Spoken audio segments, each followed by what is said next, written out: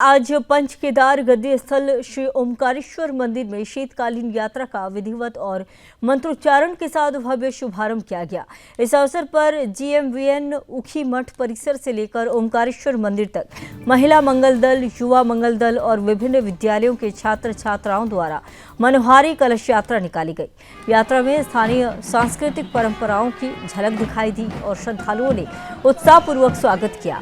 मंदिर प्रांगण में भारी संख्या में भक्तजन मौजूद रहे। कार्यक्रम में केदारनाथ विधायक आशा नौटियाल, बद्री केदार मंदिर समिति के उपाध्यक्ष विजय कप्रवाण और जिलाधिकारी प्रतीक जैन उपस्थित रहे। सभी ने मंदिर में विधिवत पूजा अर्चना कर शीतकालीन यात्रा का शुभारंभ किया। केदारनाथ विधायक आशा नौटियाल ने भगवान ओमकारेश्वर से जिले और प्रदेश के सभी लोगों की सुख समृद्धि की कामना की और आशा जताई कि इस बार पिछले वर्ष से अधिक संख्या में श्रद्धालु दर्शन को आएंगे।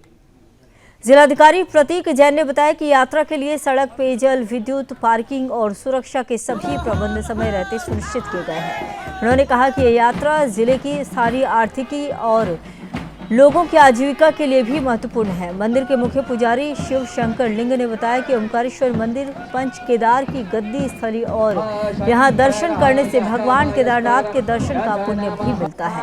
उन्होंने श्रद्धालुओं से अधिक संख्या में मंदिर पहुंचकर पुण्य अर्जित करने का आह्वान किया।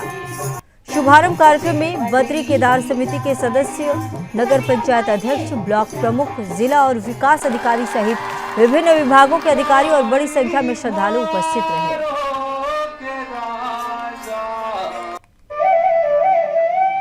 हमारा ये प्रयास है, आज हमने शीतकालीन यात्रा का शुभारंभ किया है और हम सब जानते हैं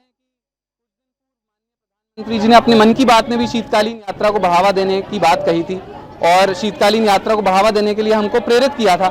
माननीय मुख्यमंत्री जी भी हमेशा पिछले वर्ष से प्रयासरत हैं कि किसी तरह हम शीतकालीन यात्रा को बढ़ावा दें।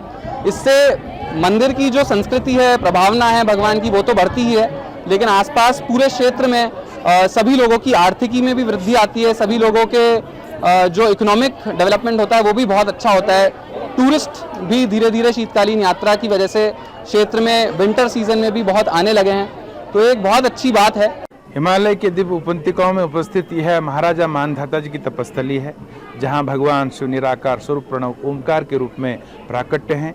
इस स्थान पे आकर के भगवान शिव के उस दिव्य स्वरूप के दर्शन का पुण्य मिलता है। इस स्थान का बड़ा महत्व है। इस स्थान को पंच केदार का प्रमुख गद्दी स्थान का स्वरूप दिया गया है।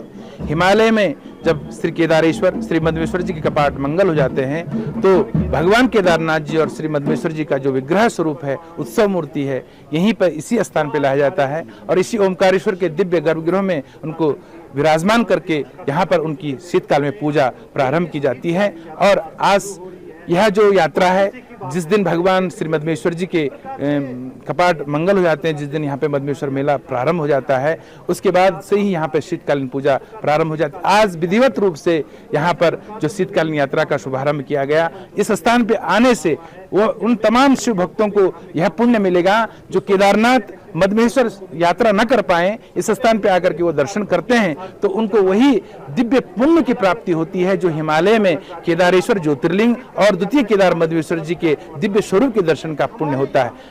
शीतकालीन यात्रा का प्रारंभ यहाँ पर किया जा रहा है। हमारे प्रदेश जी ने 8 दिसंबर को यहाँ से शीतकालीन यात्रा का प्रारंभ किया था। ठीक उसी तरह आज भी यहाँ पर शीतकालीन यात्रा का प्रारंभ किया जा रहा है और मुझे विश्वास है कि संपूर्ण भारत से यहाँ पर शीतकाल में भी यहाँ की संस्कृति और प्रकृति, यहाँ की इस धार्मिक यात्रा में लोग आएंगे और भगवान पंच केदार, भगवान केदारनाथ के दर्शन ओमकारेश्वर मंदिर